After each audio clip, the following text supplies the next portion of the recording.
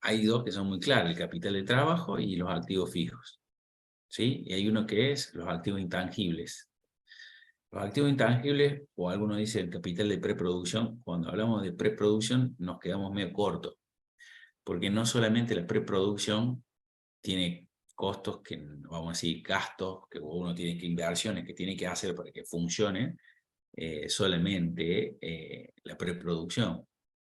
A ver, una habilitación, vamos a decir, una validación ambiental o una solicitud, un permiso de instalación de algunas cosas, por ahí no lo asociamos tan rápido a una preproducción. Entonces, cuando hablamos intangible, un servicio profesional de, por ejemplo, abogados para hacer o contadores para hacer la sociedad, o la estructura que queremos tener para la presentación ante la ley argentina. Entonces, qué conformación tenemos y todo lo demás, eso todo tiene costos, y hasta que logramos tener el primer producto para comercializar, todos esos son gastos que hemos tenido que no lo podemos solventar salvo que no tengamos el dinero. O sea, si no tenemos la inversión no lo podemos hacer. Entonces, calcular solamente los equipos que hay que comprar, si queremos hacer la nave industrial o no, o el local que queramos desarrollar,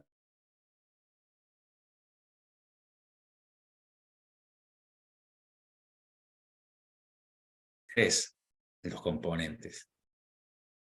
En la 8 hablamos de capital de Profe, me parece trabajo. que se le está cortando el internet. No sé Uy, si se soy yo. cortó. Y tíreme a ver dónde Sí, me me parece que quedé. sí. En No, espera un segundo. los, dígame, a ver, ayúdeme, los tres componentes del inversor.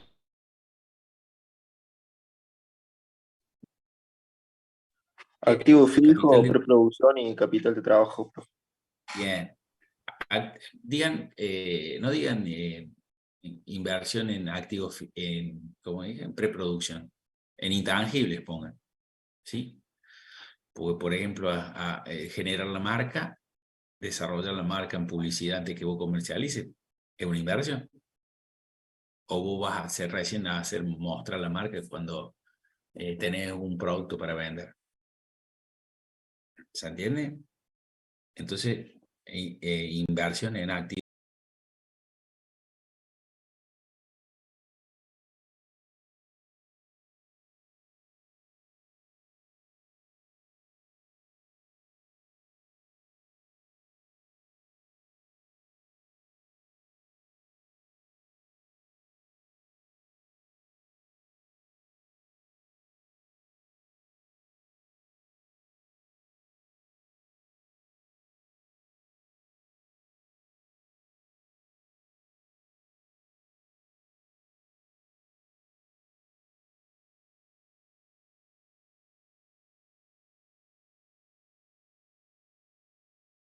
Lo que vos invertís o lo que tenés ahí disponible está siendo capital de trabajo.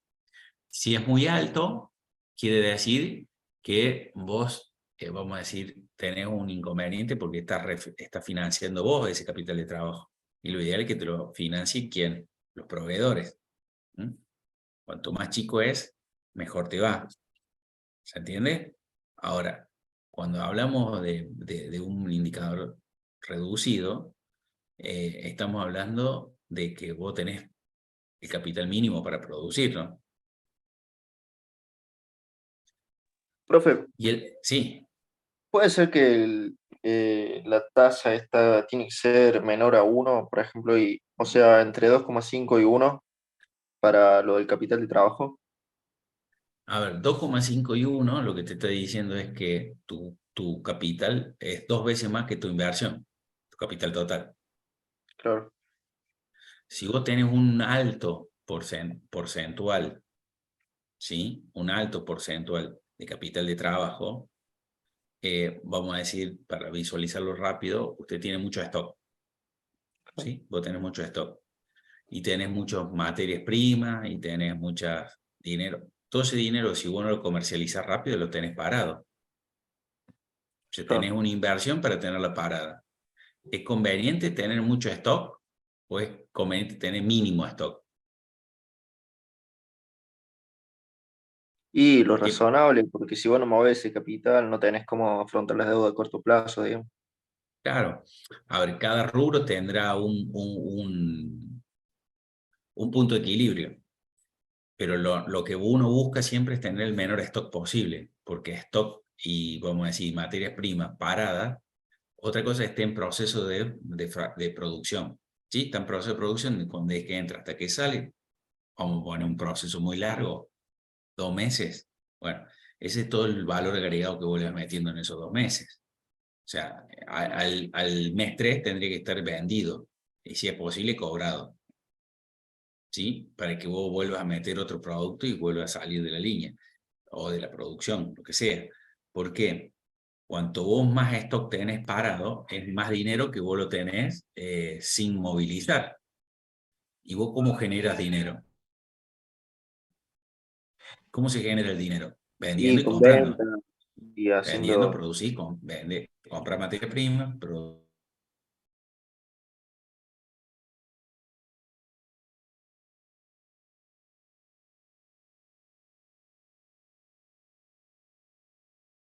veces. ¿Qué va a suceder con eso que tenés ahí parado tanto tiempo? Vos vas a necesitar un alto capital de trabajo y es dinero parado. Lo tenés un inconveniente y tenés que afrontar condiciones de pago de alguna cosa extraordinaria que no tenías contemplado. Ejemplo, accidente laboral y no la tenías y tenés mucho stock, ¿qué haces? Entonces tenés que tener una liquidez. Por eso después vamos a ver la unidad 9, esas cosas. Pero vamos al punto 3 de cálculo. El punto 3 de cálculo lo que dice, fíjense que te pide cuántas veces rota ese producto. Cuanto más veces rote, menos dinero parado tengo. Si yo tengo menor dinero parado, mejor beneficio. Ahora, la rotación no siempre tiene que ver cómo uno compra, sino también cómo uno le venden. Porque me pueden decir, che, mira, yo te vendo de a 1 tonelada y yo consumo 100 kilos al mes. O sea, tengo que comprar para 10 meses cada vez que compro. Por lo cual voy a tener mucho dinero parado hasta que lo termine. ¿Me explico? Y yo tuve que pagarlo. Entonces el proceso me hace que tenga más capital de trabajo. ¿Qué quiere decir tener más capital de trabajo? Recién lo dije. ¿Qué implica tener más capital de trabajo? Es uno de los 3 puntos de la inversión. O sea, tener que tener más inversión inicial. Por lo cual, si yo tengo que tener más inversión inicial, ¿qué implica eso?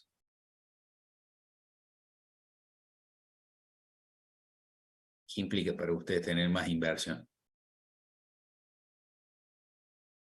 O sea, es y capital que me no es parece, necesario, digamos.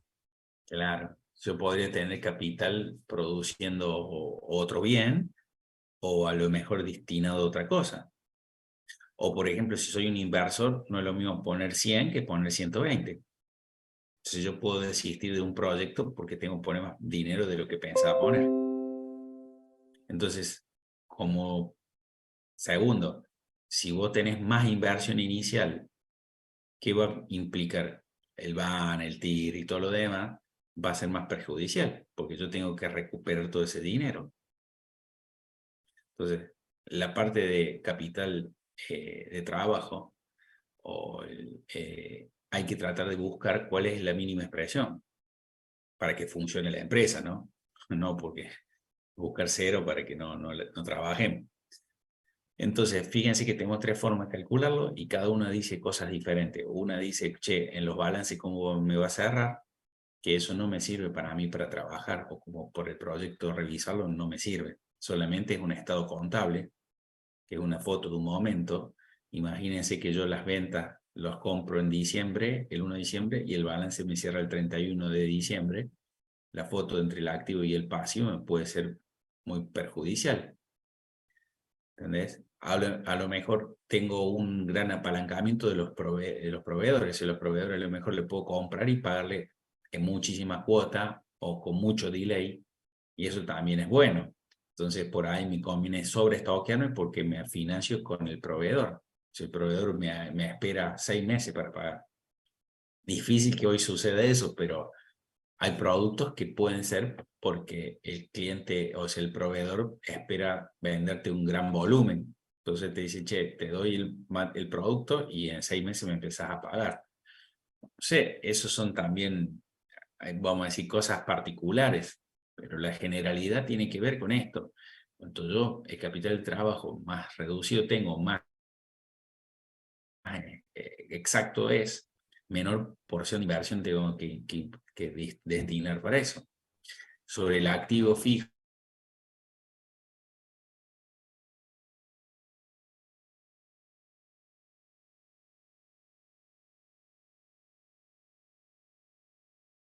un proyecto que sea más económico, pero eso por ahí no es tan fácil, vamos a decir, no están en nuestras manos, está en el mercado. O sea, el mercado es el que impone el valor de muchas cosas.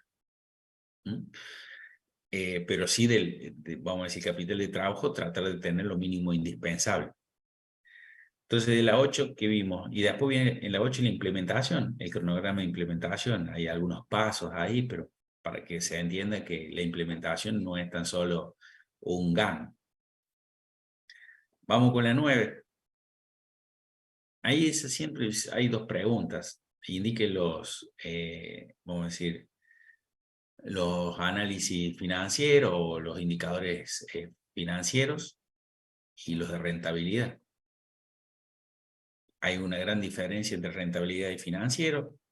La rentabilidad es lo que me va a decir, che, si el proyecto deja una ganancia, y el financiero si es viable en el tiempo lograrlo. Contábamos los otros días, hay proyectos que cuando hacemos el cálculo y lo vemos, recuerden que hacemos un proyecto académico, nosotros no es el día a día, que tiene pérdidas 9 años y el año 10 o el año 8 empieza a tener mucha ganancia, muchísima ganancia. Entonces yo cuando veo el proyecto digo, mira, el proyecto tiene rentabilidad, pero lo tiene a partir del año 8, dentro de 10 años, ¿no? De 10 años, un número de 10 años, el año 8 empieza a tener dinero. ¿Qué quiere decir eso? Financieramente es un desastre. Entonces, 8 años yo tengo que salir a pedir préstamo, endeudarse, acreedores o inversionistas que pongan extra para poder sostenerlo, para que los últimos 2 años me dé ganancias extraordinarias. ¿Le da seguridad la inversión a ustedes en un proyecto de ese tipo? ¿O le da más seguridad que todos los años tenga una proporción? A lo mejor no es extraordinaria la rentabilidad, pero sí todos los años se va incrementando y se va sumando. ¿Qué quiere decir con esto? El proyecto 1, que decíamos 8 años a pérdida y 2 a rentabilidad extraordinaria, tiene mayor riesgo. No vamos a hablar de incertidumbre, porque puede haber mucha incertidumbre en un proyecto de eso, mucho desconocimiento, como decíamos recién, no poner un ausentismo en un flujo de fondo de la parte de recursos humanos es desconocer que existe un costo extra. Pero eso es tener incertidumbre, o sea, no hay datos que deberían estar.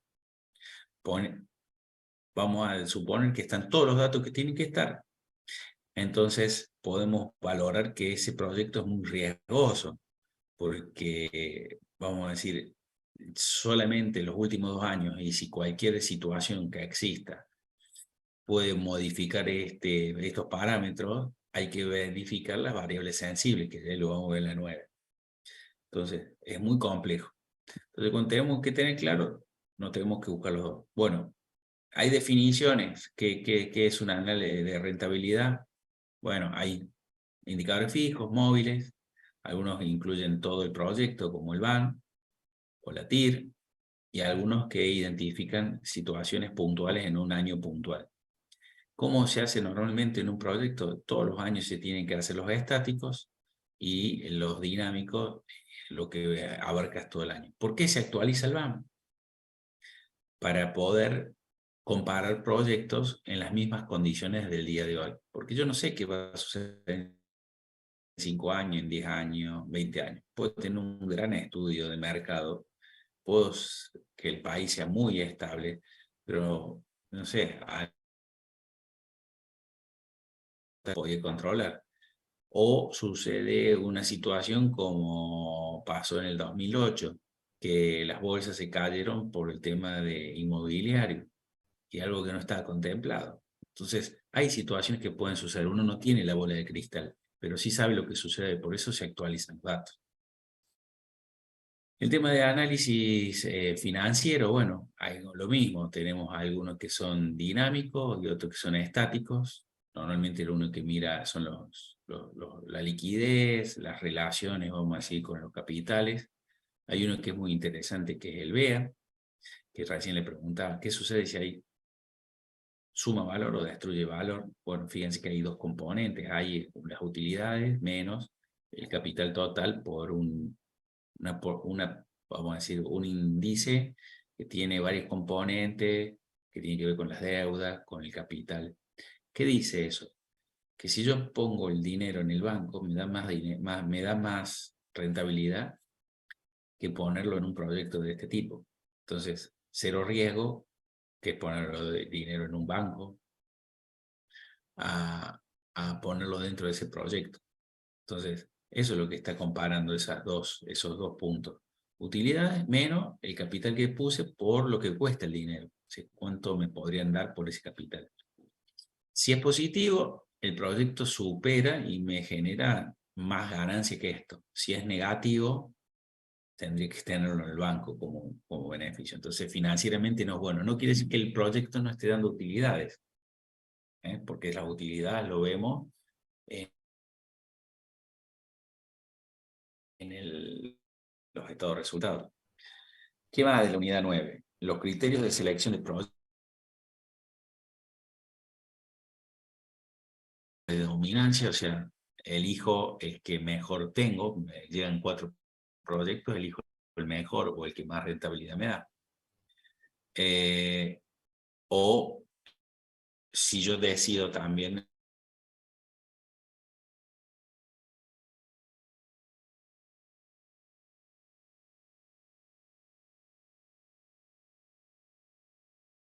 elegir el de 35 porque me gusta hacer ese tipo de proyectos. O sea, no hay uno mejor, sino una condición mínima. Profe, Después me está parece que se le sigue trabando. No sé si soy yo, si es mi wifi o es el wifi del profe. se cortó, puede ser, porque acá Sí, recién decía no sé inestable. si. ¿Dónde? Tíreme, a ver, ayúdame donde me quede. O sea, en la pregunta de criterios de selección de proyecto, Sí, como que son después no se 4. escuchó. Ahí está. Son 4. Hay uno que es predominancia, o sea, yo tengo todos los proyectos, elijo el que mayor rentabilidad me da. Otro criterio es un mínimo, o sea, si yo pido 35% de tasa, elijo, no importa qué proyecto, el que tenga que estar sobre esa mesa tiene que tener más de 35 y elijo por gusto. O sea, me quedan más piola elegirlo, no sé, de faena de pollo y no elegir, qué sé yo, cultivo de soja, por decir alguno, ¿no? Cualquier de ese tipo. Porque los dos dan más de 35, no me importa que en la mesa dé 1,80. Elijo la condición mínima de, si supera, elijo alguno de esos.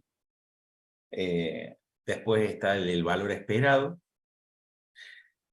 que ese tiene que ver, es aplicar a un indicador, puede ser financiero o puede ser de rentabilidad, puede ser el BAN o el BEA. Le aplicamos una proporcionalidad vamos a decir, de ocurrencia, para que si existe alguna situación positiva o negativa, podamos identificar qué es conveniente, ¿sí? Entonces, ¿qué nos ayuda de identificar eso? Promedios de promedio, entonces tenemos umbrales mínimos y máximos. Eso me permite los criterios de selección de un proyecto, identificar esa situación, o sea, qué es conveniente. Y después tenemos, dije el valor esperado, la equivalencia de certeza. La equivalencia de certeza es similar, es el valor esperado menos un factor puntual, vamos a decir, del sector que existe por una desviación estándar. Entonces, ¿qué estoy diciendo? El valor esperado que tenía una probabilidad, le aplico un factor de corrección del propio del mercado por un desvío estándar, o sea que me va a dar un máximo y un mínimo. Entonces, sobre eso voy achicando, vamos a decir, los errores. Esos son los 4 tipos de criterios, ¿sí? Y podemos mencionar el riesgo total, pero normalmente se usan esos 4 tipos de criterios. Son los más comunes. Después hay muchos más y hay algunos que son actualizados. ¿Preguntas sobre la 9? ¿Dudas? Al final el repaso lo estoy haciendo yo. Y sobre la 10, vamos a tirar algunas ideas. A ver, normalmente tenemos lo que es el BANG, lo que busca cuando uno evalúa, vamos a decir, de mirada desde del Estado, es si ese proyecto va a poder distribuir riqueza, o sea que mínimamente pueda pagar sueldos y salarios, y si existe un excedente, ese excedente se ha distribuido hacia mejores beneficios. Ese excedente social normalmente puede estar quedando en el país o ser derivado hacia el exterior. Entonces, el BANG no es BANG extranjero más el BANG nacional. Normalmente se suman los dos. Sobre qué tasa de actualización se usa el BANG, normalmente los BANG se actualizan sobre la tasa de actualización social, que no es lo mismo, es sobre el interés que pide el inversionista. En la 9 vemos el interés del inversionista y en este vemos la tasa de actualización, que la tasa de actualización, dependiendo de dónde estemos parados, es cuál vamos a seleccionar. Si es un país prestador, o sea, Estados Unidos, se fija la tasa del Banco Central de ese prestador, normalmente el Tesoro de Estados Unidos. Ahora estaban 4 por ahí, pero normalmente son 2 o 3. Y la tasa de actualización social, por ejemplo, un país como nuestro, es la misma tasa más el riesgo país. El riesgo país, ahí se hace una valoración, o sea, el 2000, estamos hablando que sería un 20 puntos, o sea que es 4 más 20, 24, nos estarían prestando a nosotros una tasa internacional. Situación que todos los países le prestan en 2, en 1, ¿se entiende? Para que más o menos valoren ustedes lo que estamos identificando.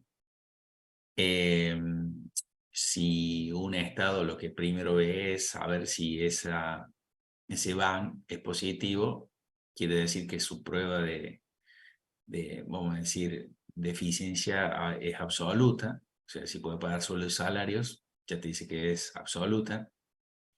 Y después se identifica si se hace algunas pruebas, si hay escasez de alguna situación como divisas, como energía puede ser hidrocarburos, o sea, si mi proyecto consume, no sé, un horno un alto horno, bueno, ahora son eléctricos, pero en su momento los altos hornos, bueno, un alto horno que es eléctrico, normalmente es eléctrico y están generados por combustible fósil, o sea, pongo una central eléctrica al lado del alto horno, y eso me implica un gran consumo de hidrocarburos. Si hay escasez de hidrocarburos en el país, me va a afectar y puede provocar que no se pueda pagar sueldos y salarios y que tenga, vamos a decir, infraestructura parada y costos muy altos por tener parada esa infraestructura o destinar subsidios. Entonces, viéndolo desde el país, te probamos, che, el proyecto sin ninguna situación crítica, ¿puede pagar sueldos y salarios? Sí. Si existe una situación de no existe energía o no exista divisa, ¿puede sobrevivir? Bueno, esa escasez tiene que ver con un criterio de selección de la variable sensible. O sea, ¿es sensible a qué ese proyecto del país? A consumir divisas porque distribuye al exterior. Vamos a decir, es sensible a la energía. Bueno, así como vimos los proyectos, vamos a decir, los indicadores para valorar la sensibilidad en lo comercial, lo mismo sería cuando uno habla de escasez en los indicadores de rentabilidad nacional. No sé si hablé de sensibilidad en la unidad 9, Pero bueno, los criterios de ese, vamos a decir, cuando vayamos el valor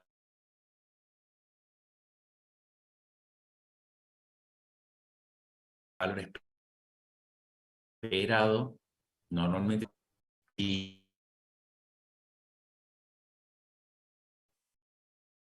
puede ser que mi proyecto no prospere si Ahí se le mañana está cierran las cortando, profe. importaciones. Entonces es sensible a ese.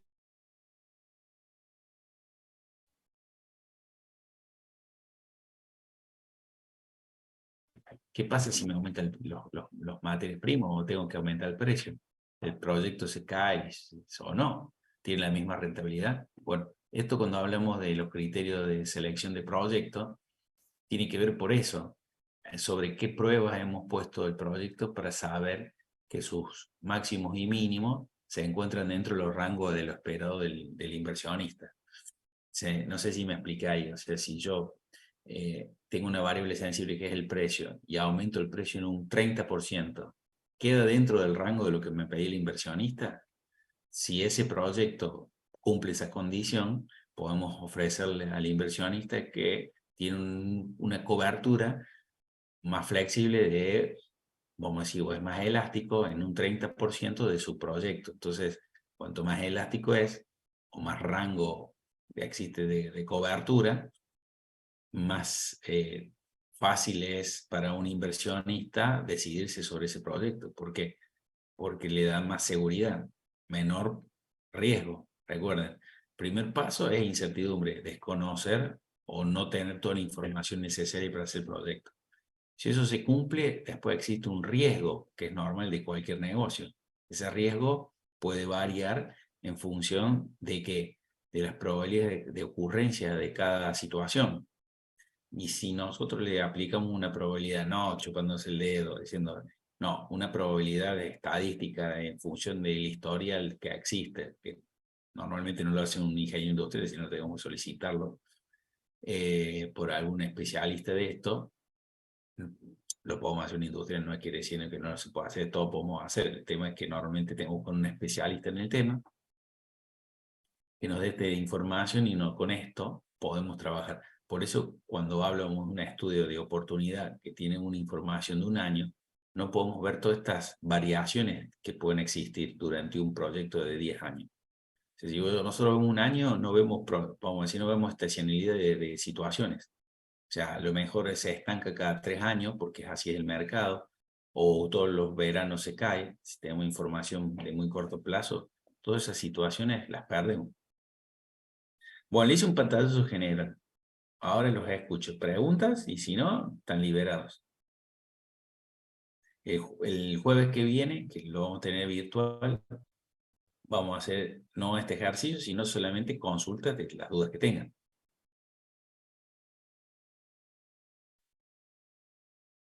Ok, profe.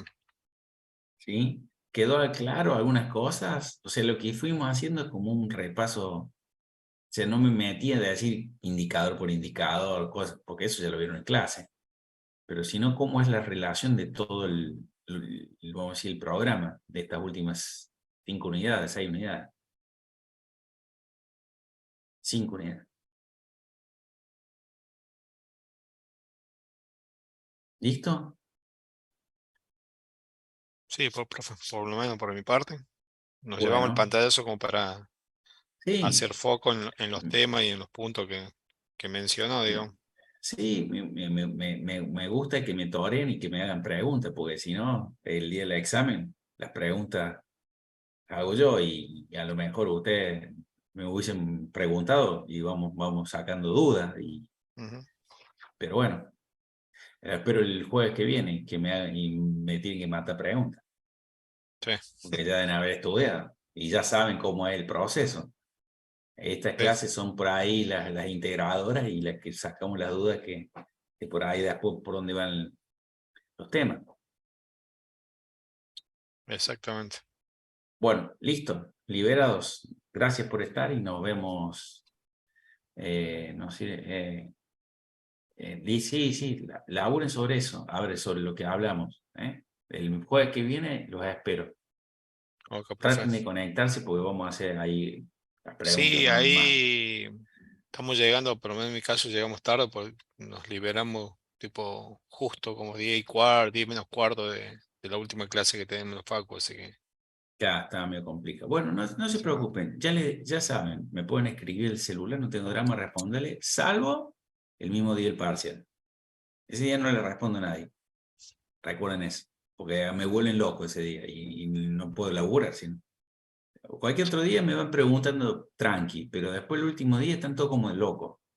Sí, ese día no respondo. Hasta el día anterior respondo. Está, profe. Listo. Dale, no hay Gracias, buen drama. fin de. Chao, un Muchas abrazo. gracias. Igual. Un abrazo. Chao, chao.